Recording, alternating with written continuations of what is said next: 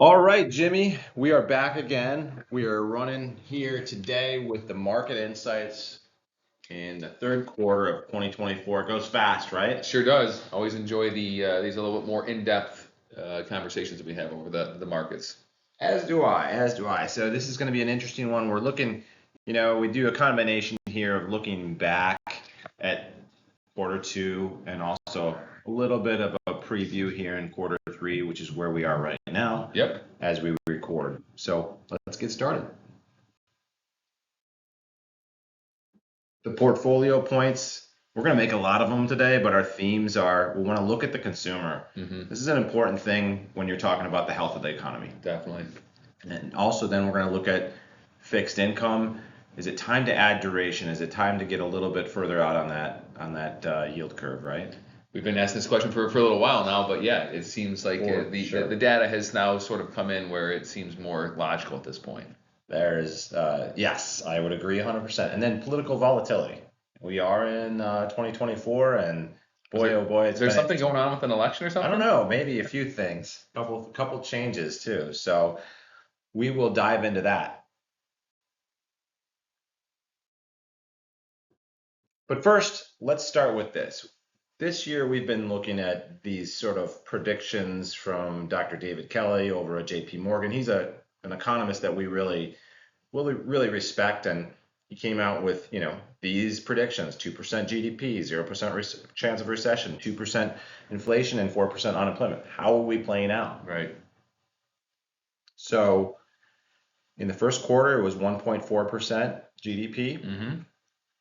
And that was really low. That came in kind of lower than expectations. I would actually say, I think when we did the recording last time, those numbers got adjusted downward. Sure. But then we're at 2.8% in Q2. So all in all, I guess you average it out. You're right Pretty around close. 2%. You're trending. Yep. Still believe there's a 0% chance of recession in this year. Okay. And then the inflation has been an ongoing interesting story. CPI rose a little bit in April. It was flat in May. It was actually down in June. Right. So again, we're starting to see that really cooling off there. That is a big, when you see a negative number on the inflation, right? Like not just a zero or a slowing. Yeah. That's relatively important. Right. And the unemployment market has remained, unemployment has remained low. Right. Because the employment market has remained strong. Yep. So we're seeing that too. So generally speaking, we're on track here. Yeah, I think he's done a pretty good job with his projections for 2024. All right, so we've looked at this before. This is the various inflation components. What stands out to you? A couple things stand out to me here. So, I believe we talked about this in a previous video of some sort, but the presence of even having auto insurance as the red bar. When you look back to March of 21 in the beginning, the first bar on the left side of this graph, it's non-existent. Right. And now you look at it where we stand now today, and it's a meaningful number there. So the relevance of auto insurance is crazy. The energy sector being what it was, in the earlier stages of this chart to where it's at now, and we've seen it in some negative spots in there. But I mean, look, the shelter pricing is sticky. You see the dark blue there is definitely the stickiest of the color coding here. So interesting to see, but look again, an overall downward trend from where we hit our peak, in sort of like the summer of 22. Absolutely, and it's worth pointing out that core goods are actually declining right in there, which is, I think it's a good thing. I think that's shows where if there were supply chain shocks to the system at one point in time that were playing out, we know that happened. They were driving those core goods up. Also, there was a lot of margin opportunities that were taken in the marketplace. Yep. Now I think the consumer herself is actually taking control and saying, yeah, enough's enough. Right. Consumers having to make some decisions now, right? Agreed. Which speaks to our next slide here, which is consumer finances. And we've got the balance sheet on the left. What stands out to you there? So again, I think I made this point before, but I think the fact that 2/3 of the consumer's liability is an asset backed. Assuming our mortgage system isn't as messed up as it was in 2007 and 8, I think it's a positive sign that 2/3 of all consumer debt is in the form of a mortgage, an asset-backed liability. And then I think again, when you see on the asset side, nothing jumps out at me as uber surprising there. The homes are about 30%, and your other financial assets at 42. I mean, that's a pretty good chunk of the consumer balance sheet. So nothing jumps out at me as super surprising there, other than I'm more pleasantly surprised to see that 2/3 of the liabilities are tied up in the mortgage. I would agree. I think that's a strength, and I think that it relates back to this household debt service ratio up on the right-hand side, upper right-hand side of the chart. Look, you can see that, probably the vast majority of the debt that people have is mortgage debt. It's Right. considered good debt. Yep. And most of it's pretty low. As you can see here, we're at a 9.7%. And, just going back, call it 10, 15 years ago, that number was in advance of 13%. Right. So people were getting out a little bit over their skis in 2007, and it was a pretty poor time to do so. And you can see the steep decline from there. But to see it hold off for as long as it has since that Great Recession, I think is encouraging that folks have learned from their mistakes in the past. Correct. And I don't know, economists would probably wash out a little bit of what happened around COVID, around that time. Sure. It's a bit of an anomaly. We're sort of normalizing. We're getting back to what we had in the teens here again, which I think is relatively healthy, I would say. Agreed. So then, speaking of health, maybe a little bit of some dark clouds would be that you have some credit card delinquencies and auto loan delinquencies that Correct. are playing themselves up a little bit. They're actually a little higher than they were before the pandemic. Yeah. Again, to your point, maybe a storm cloud in the distance. It's nothing that I think causes great panic right now, but it's definitely something to keep an eye on and follow the trend of what's going on there. No doubt. All right, this is a confusing slide, but we're going to break it down for you and try to explain this in a simple sense. What you're really tracking here is consumer confidence. Right. University of Michigan runs this consumer confidence survey. They've been doing it for a long time. Yep. Some of the assumptions on that survey have changed over the years, but it gives you a really good large historical context for how people are feeling about the economy. Yeah, I really like this chart here. Again, it is a bit confusing, but essentially what you're looking at is the dotted blue line across is sort of your average, right? And it looks to be about 84. There is like your long-term average of the consumer confidence. And what we actually see is that when the confidence level hits its low, the S&P 500 returns for the next 12 months are actually a lot better than compared against when consumer sentiment is very high. This is that old saying that the stock market climbs a wall of worry, right? And so there's quite the spread there. When you're looking at the 12-month average return for the S&P 500 after you've hit the 9 sentiment trough, the 9-month trough there, over 24% is the average 12-month return. Exactly. Yeah, and so just to bring this up into context of where we are, say, call it June of 2024, that confidence was at 68. Right. So it's still well off the average. And, if you go back a couple of years, it's risen, 17% already. But if the average is 24%, there's still a runway there. In theory, right? If this is indicative of the future, yes. Yeah. So again, don't let certain data points out in the marketplace change your thought patterns too much when it comes to the stock market. Absolutely. You will get in trouble real fast. Very quickly. All right, we're flipping now. We're going over to fixed income. And this is that question around interest rates. How are they changing? Is it time to add some duration to your portfolio? A lot of people have been at that short end of the curve. It's been pretty powerful to stay there over the last few years. Absolutely. No doubt about it. Is that time changing? Right. All right, yield curve. Yep, we look at this frequently, right? Every time. And so when we're talking about duration, I think It is the length of the time of the average maturity of the bonds in the portfolio, right? So like how long is it going to take for your bond to mature?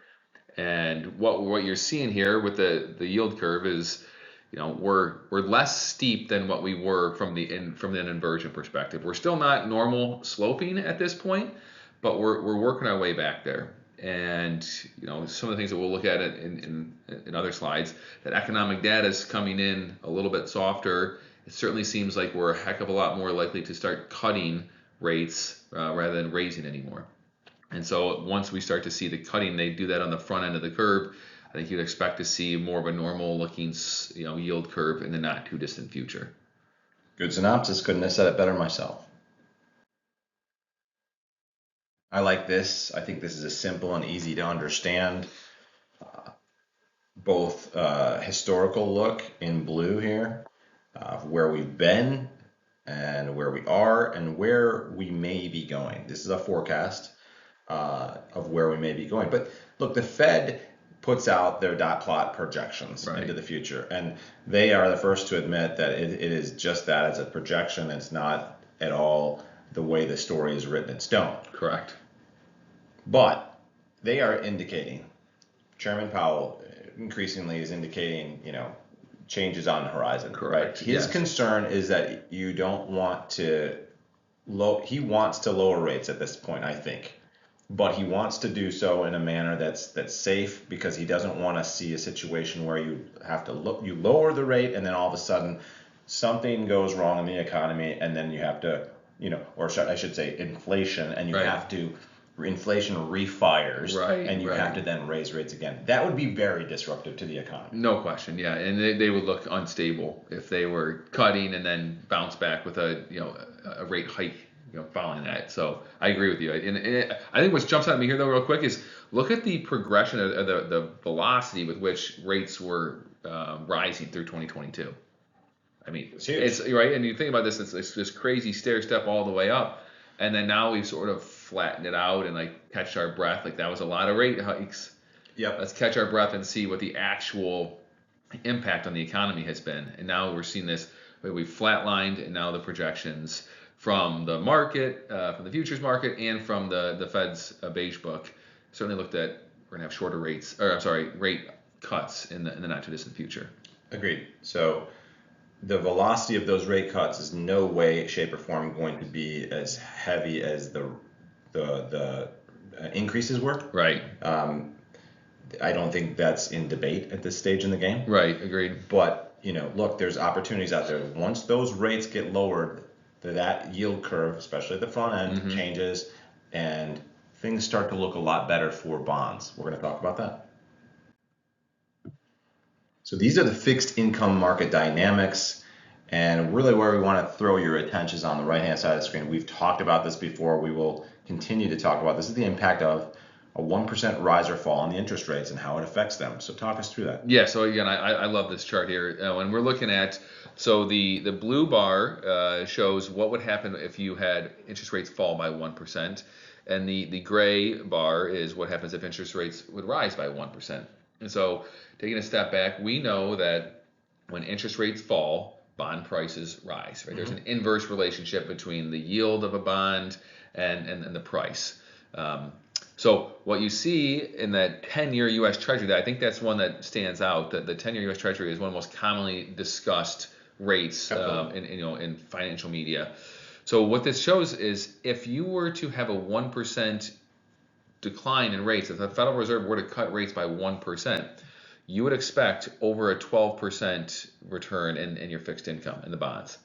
Now, highly unlikely, but if they did raise rates 1% from where we're at now, you would only suffer a 3.5% decline in the value of your bonds. So what's more likely, a 1% reduction in rates or a 1% increase in rates? I think at this point, it's certainly much more likely that we have the decline in rates of 1%. And you look at, okay, that's at the 10-year, the more riskier fixed income investors could go further out on the duration. You see that 30-year Treasury, I mean, you're talking upwards of 20% returns in your fixed income. It's a big bet and a very risky bet to make, but you can stomach the risk. there's some potential really good returns to be had when we're approaching a rate cutting cycle. Yeah. I mean, look, people have been making this bet for a better part of a year now. Mm-hmm. I just think that now the bet is more of a sure bet. Right. And you're looking at a situation where the upside, the risk reward factor, the downside versus upside return, Right. it really is turning in favor of rate cuts that will buoy up the price of those bonds. And if you're the owner of those bonds in advance of those rate cuts, you're the winner. You're the beneficiary. I think one thing that's important to note is we've shown it's much more likely that we're going to cut rates than raise rates in the near term. I think the big question is how much are they going to cut rates? How fast will they cut rates? And how long will those rate cuts go on for? Yes, and I'm not going to sit here and prognosticate about that. I think it's too much. No, but this chart is just going to show you what happens if it was 1%, right? 100%. This is an interesting slide. I think it speaks a little bit to a conversation that we were having the other week. You had a gentleman out from the Capital Group to our office, and he was giving you some insights on the bond market, right? Correct. And he used the word reset. We're resetting sort of the fundamentals that kind of broke down over the last few years, where bonds weren't particularly safe because they lost so much value with those massive rate increases. Right. Well, you think about we had that ZIRP, right, the zero interest rate policy for so long. When interest rates are pegged at the floor, there's only so much upside. I mean, at that point, you're basically, unless we go negative, there's hardly any price appreciation to have. You're only getting the yield of the bonds, and they were yielding so little, which is why bonds were relatively speaking expensive when compared to equities. Mm-hmm.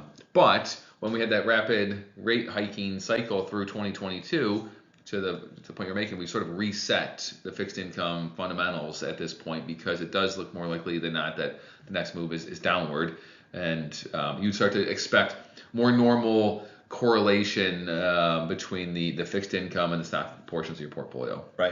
Right. So I think simply put, there's a lot of going on in the chart, but you can see that as of the end of June, the current yield on a 5% bond, it implies a forward 5-year return of 5.2%. So right. You know what? If you had done the same chart a couple years back, and it was me knew not what paying. we know, it would have been much lower. Right. So this is resetting the expectations. When people go into fixed income, generally speaking, it's not to outpace the market, it's to provide that ballast, that strength in consistency and lower volatility. Absolutely. So it seems as though we're getting back to that stage. Agreed. All right, but we can't get away from the volatility, right? Cannot. Just like we can't get away from the politics of it all. Whether we want to or not, folks, we are in a year of presidential elections, and lots has changed since the last time that we talked. A lot. Hey, look at that. Where's Joe Biden? Yeah. So look, I mean, it's already well documented. Joe is out of the race. It's now going to be, in all likelihood, although not yet official, Kamala Harris versus Donald Trump. Right. And so you've got this sort of stark kind of different political viewpoints. But how does the stock market view all of this? Right. That's a big question. So we've sat in on a number of different sessions with some real experts in this space, and we thought this slide does a fantastic job of explaining this. Yeah. And the big overarching piece that we want people to take away is that it probably doesn't matter all that much who's the president from a stock market perspective. So on the left-hand side, you hear, if a Democratic president were to win and they have a divided Congress, that's where the stock market tends to do the best. Yeah. I mean, look, we're not here to debate politics or policies. We're here to understand the implications on the markets and our clients' portfolios. And as much as some people might get worked up over the political divide in the country, the stock market doesn't really care. Exactly. And to my point, right? if on the right-hand side, you've got a Republican president who wins and you have a divided Congress, look at the difference between those two. 13.6 and 13.7, that's a rounding error. That's It's a nothing. rounding error. That's exactly right. Nothing. So the point is that, it really sort of doesn't matter there are fiscal policy issues that are out there that No are question. real, and people can Yes. have a really solid debate about who's the most appropriate president. Absolutely. But what we want people to take away is that, generally speaking, there's not a lot of differences here. I guess you could say the one thing that sort of stands out is going to be a Republican president with a Democratic Congress, that meaning the Senate and the House, Right. and you get returns that are closer to 5%. So Right. maybe that's what we want to avoid. Right. There you go. We also thought this was really important because this shows the different years. We all know presidential uh, terms are 4 years. Right. We're really in year 4 Mm-hmm. if you look at it, and that's the pre-election year. And so here you have a huge range. I think that's the biggest thing I wanted to point out here. No question. There's a big range. It turns out that it's actually on average positive. It's 9% positive. Is the average, right? Yeah, and in fact, all of these years are positive on average, but the range is huge. So that speaks to the uncertainty that the market is experiencing in advance of an election. Right. One thing I would point out here is the year 3, your post midterm. I know we talked about this last year because we were in that post midterm year, Yep. and there was some research done about like the 9 months following the midterm elections, and I don't think there has been one cycle in there of any negative returns. And so it's interesting now to see the data in this chart. Yeah. You see how tight that range is and how little that is on the downside. Yes. The highest average return, the narrowest band, almost all of it over the green side. So yes, and then no surprise, right? Like 2023 ended up being a really good year for the stock market. Seasonally, it kind of makes sense if you believe in the political seasons of the stock market flow. Yeah, there's some truth here. That doesn't mean it always plays out exactly the same every year, for sure, by any means. But there's some truth in the law of averages. No question. So, look, if you're trying to take something away from this in 2025, right? After it's all said and done, we've got a pretty solid year ahead of us from a historical perspective. Right. Yeah. And maybe it's not going to knock your socks off, but I don't think that, given all of the doom and gloom that the consumer sentiment has shown over the last few years, it doesn't look like we're going to run into any super big headwinds. I would agree with that. One of the things we're going to point out on the next slide, though, is that this year is not playing out exactly with the level of volatility that we were thinking that it would at this point. Correct.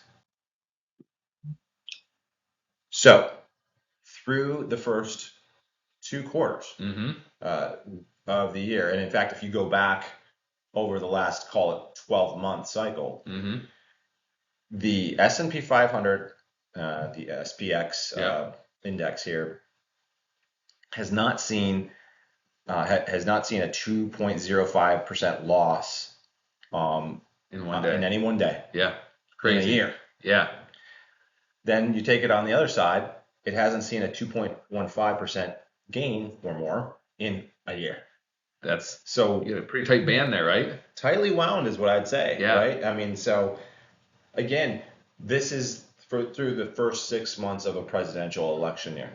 So it has not been playing out with the historical kind of level of accuracy yet. We did want to say this. Looking in July, we're seeing a lot more. We've started to see some of this volatility creep up. Yep. Some of it's earnings based, right? So the market is looking for signs and signals, right? Sure. So that if they get something, a bad report from, in this particular case, it was Alphabet and Tesla, and so the market's going to maybe have an outsized reaction to that.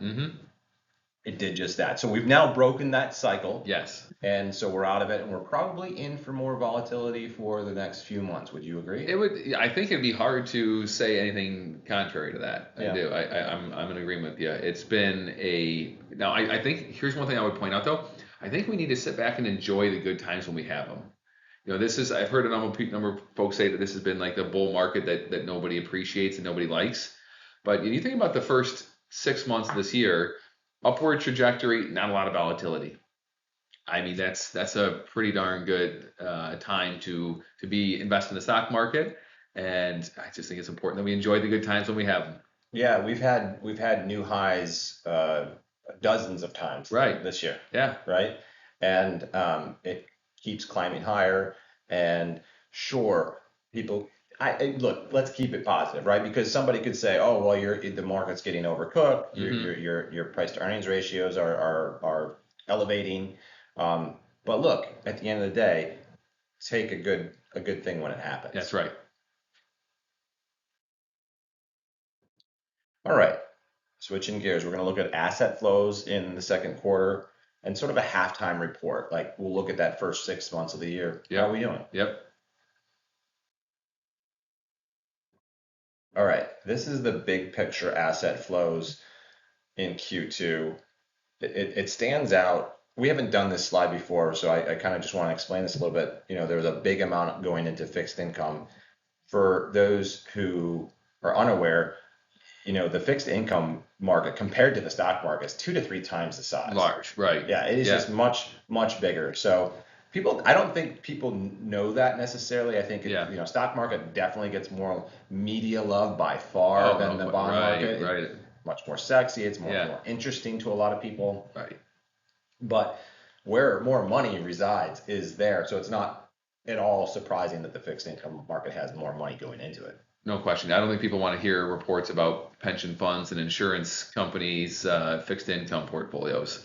They want to hear more about Nvidia and Facebook and Google and Tesla and companies like that. Exactly. But I think there might be some, depending on, again, we haven't looked at the slide before, but the spread between the orange fixed income and the darker color equity right next to it, maybe a little bit larger because of that duration point you were making earlier, right? And then Yeah. some of these larger players of the larger market moving that duration out a little bit and moving more into that fixed income side where they're now getting compensated better from like a risk adjusted perspective. I think that narrative plays out perfectly because if you look at the purple bar, that's the money markets, Right. right? So, look, nobody can argue money markets have been a great place to be over the last couple of years, Yep. right?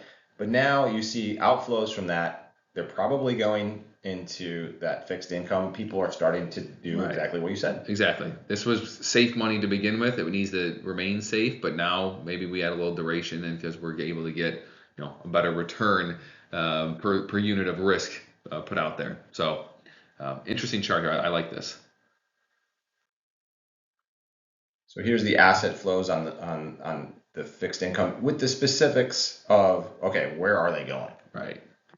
And I guess, we'd have to show the differences quarter over quarter, but there's still a lot of money going into that ultra short space. And I would say that ultra short term is like 3 months and less, right? Correct. Because still, if you think back to the inverted yield curve that we showed before, that very front end is still the steepest, and it still is a nice place to be until it's not.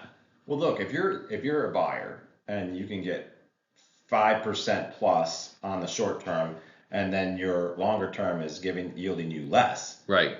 I mean, it's contrary to what your normal belief system would tell you. It's right? hard to go buy a 10-year treasury at 4.2 and you can buy a 3 month at 5.2. Exactly. So I mean, the simple buyer is always going to get the best yield. Right. Right. But again, that's what we're talking about here. Is this the time for duration to be added to? And we think that some of the money managers out there are definitely advocating that, and we're No definitely question. seeing that. No question. And so you're kind of seeing that play out a little bit here too. So it's a pretty tight transition there between ultra short and intermediate. Right. Intermediate being like 5 to 7. Correct. Yep. years. That's what I would say.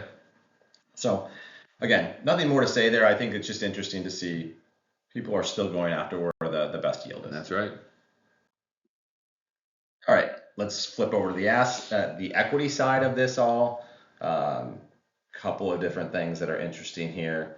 Value is seeing outflows. Right. So think Dow, right? Yep, right. Some money was definitely flowing out of there. big time money was flowing into the large blend. Yeah, so things like S&P 500, Mm-hmm. right? And I Mm-hmm. think it's kind of interesting to see because this is from the first half of the year, Mm-hmm. kind of like one of those contrarian things, right? Like what has played better so far, and with the value of hindsight now, we now know what's taken place in July, Right. and the value and the small caps have done very well in this month when you were seeing net outflows across the board in small cap. Yeah. And now you've got small caps outperforming the large caps. It just gets back to this. Why do you have portfolio diversification? It was a really tough pill to swallow for a long time when the large caps were just crushing the small caps, and you had all those outflows. And now here we sit in July, and it's like, oh, maybe there should have been more inflows into the small caps. It really is a big advertisement for asset allocation, and where there's a gap, something's going to fill it, right? Someone, And so that's the truth of the matter. All right, and then by sector, yeah, here's what's going on. Again, not surprising, tech and financials both driving the majority of the new flows. Um, I'm surprised by the healthcare being so negative. yeah, I am as well. That number is surprising. Not that I think not that I'm super bullish on healthcare for some reason. I just the outsize outflow in there is somewhat surprising. Agreed, agreed. But look, I mean, tech and financials have done well. I think tech is still running that AI uh, bull run. Yep. There's a lot of interest in that space. I think there's going to come a time where people are going to start saying, "Oh, what's the ROI? Right. Show it to me, please. Yep. Show me the money." Yep. And then financials are just doing well because look, the market is sort of stabilizing in a way that the big banks out there can actually make more money in this rate environment, right? They're positioned for it. They're not in a bad situation like a Silicon Valley Bank was. We're Correct. holding a bunch of 30-year treasuries at less than 1%. Right. Right. Or 1% Exactly. or whatever it was. Yeah. Right. Super super awful situation for their balance sheet. Agreed. So things are looking up for the financial. It makes a lot of sense. All right, so the halftime report. This is kind of fun. I like this slide. This is kind of fun. So, what's your take on this, Jimmy? You got the green and you got the red. Yeah. So your y-axis or up along the left-hand side, you see the 1 month return for these are all 500 stocks in the S&P 500 charted out here. And then your x-axis along the bottom is the year-to-date return. And so a couple of key takeaways here. You essentially have 300 of the companies or 60% are in the green, positive year-to-date returns, and the other 40% are down for the year. And so I think a couple things stick out to me here. You look at the handful of dots that really jump out as like off the page on the right there. Those stocks, I'm assuming one of those is Nvidia, providing a lot of return for the market. Yeah. A lot of clustering in the middle there though, right? So a lot of average, normal performance, slightly positive, but you get a couple outsized gains to only like maybe one really sort of outsized loss here. But this is where, and again, there's just not been a lot of volatility. You're seeing a lot of clustering in the middle there. Yeah. Look, this tells me it's so interesting when you have 40% of your S&P 500 in the negative territory. Mm-hmm. That just tells me that there's the individual stock bettors game is a tough one. That's a great point. You are going to, I don't know how you're going to succeed over the long run on individual stock buying. Yes. There's an ability to grab 500 of the best companies in the world, arguably, and have them in one basket and be able to participate in that. There's a lack of concentration. Right. There's diversity. There is performance. Yeah. All in one. Right. Right. And you can say, look, it's an unbalanced S&P 500. Okay. But if you're winning, you're winning. Right. Right. Yeah. And then it's a fact of diversification. Well, the thing that I like about the S&P 500, the rebalancing there is like it's who knew that Nvidia was going to be Nvidia before it became Nvidia, Correct. right? And it used to be a much smaller portion of the S&P 500, it's earned its way to the top. Right. Right? And those people that had shares in an S&P 500 benefited from the gains all the way along the way. Absolutely. Right? So it's dynamic. It's a dynamic place to be. So again, it's not the end all be all. It's just really an interesting look at what the S&P 500 does and how it plays out. And it's not monochromatic. Correct. By any means. Right. All right, so here's how some of the major indices have done over the first 6 months in the year. Yeah. No surprise, NASDAQ, the tech companies, you saw the tech flows, the flows tend to follow the performance. And the tech is done very well, leading the way for the year. And I just want to interject something. Somebody was talking about this the other day. Look, the NASDAQ is tech heavy. There's no doubt about it. Yeah. Right. But there are companies in there that are non-tech. Oh, absolutely. Entirely, 100%. Right. Absolutely. One of them that stands out to me is Costco. Yeah. Right. And they've done fantastic. Sure. And you got to wonder, like, do certain companies get pulled along in an index because they're just in the index? Right. I don't know. Yeah. But nevertheless, NASDAQ has done very, very well. Very well. And then at the bottom here again, this is a snapshot of the first half of the year. So this is through the end of June, and at the bottom of the barrel here, you see the Russell 2000. So the smaller cap companies have not done very well. Now we know with the benefit of hindsight, as we are recording this at the end of July, that the month has done very well for the small cap stocks, and they've had quite the rally relative to their large cap. The other large cap stocks that had been outperforming for so long. We've seen quite the pickup here from the small caps. So again, it's always great to chart this and track it along the way. But with the value of hindsight here, with another month of data, the numbers look a little bit different. What's the thesis on the small cap? Why do you think it's? Well, I think the data has softened economically enough that seems very likely that as we stand here today, this is July 31st, that when Jerome Powell is speaking on the future direction of rates, it's very likely he's going to say that rates are going to come down. And small cap companies are predominantly, their financing comes in the form of floating rate debt. So if you have rates dropping, they're going to be able to refinance their debt at a much lower rate than what they've been paying. And so then you immediately have, without any additional output or production, you've got increased earnings just from the form of lower debt expense. Absolutely. Okay. Now, in addition to that, the stocks have been held at bay and sort of the unloved component here of the market for so long that I think there's some of that can bring it along. But then again, I think the big thing is the interest rates that they get to benefit the most from a rate cut. Well said. Now we're going to flip to asset allocation. We love the heat map here. Yep. How it plays out. Again, we've talked about this a lot. You have all the years on the top going back to 2009 through 2024 year to date. And, you can see how things change. There's some consistent winners, sometimes some consistent losers. Right. Sometimes they play in polar opposites of one another. Within the two bands there on the orange bands, that's where the asset allocation is, right? And that's our preferred methodology for investing in the stock market. Correct. And investing in the markets, I should say. Right. Including the bond market. And, it's performed very well of late. It really has. You can't argue with it.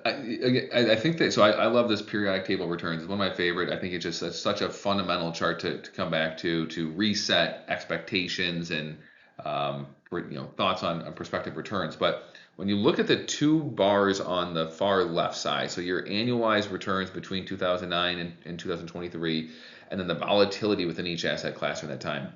The asset allocation being in that middle-ish, slightly above the middle of the pack from a return perspective, and in the bottom of the barrel from a volatility perspective. Right. So when you start thinking about how much return did you earn during that time frame, well, how much risk did you take? And this is where the asset allocation has proven out to be a very efficient way to get return. When you think about how much am I risking, well, how much am I getting in return? The asset allocation approach has been very efficient. Risk return quotient. Yep. Absolutely. And then this is actually from the beginning of the year through the end of July here, not including the final day of July quite yet. which so far is pretty good. Correct. But you see how the different asset allocations play out.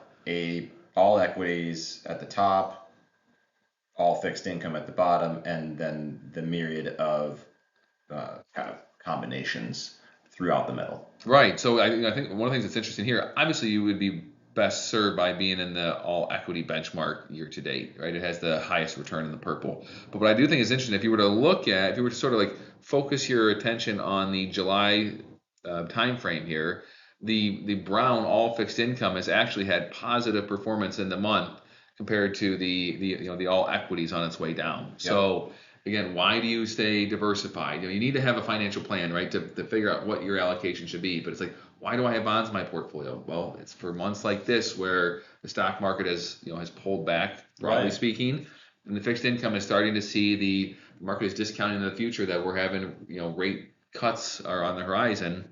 And so you're seeing some appreciation in the price of the bonds. So I think in another way of saying that, maybe in a slightly technical way though, is the resetting of the bond market reestablishes some of the non-correlated assets. Absolutely right. Where you don't have, what unfortunately we had over the last handful of years was stock market went down, bond market went down. It's not how it's supposed to work. Right. Right. Yeah. You're showing us right here in a short little time frame that the bond market is actually going up while the stock market is going down, right? And those lack of correlation is what you want inside of your portfolio in order to give you some of that risk-adjusted return. That's spot on. So that's why. Yep. That's why we always talk about, as certified financial planners, yep, making a financial plan. Absolutely. Build a plan, have some clarity to make more efficient and effective decisions as far as how should I allocate my portfolio, what are my strengths and weaknesses, better understand what you have going on so you can make better decisions. It was fun. I love it. 40 minutes goes by fast. Sure we hope does. you all enjoyed it. We'll see you next quarter. Thank you so much. Sounds good. Thank you.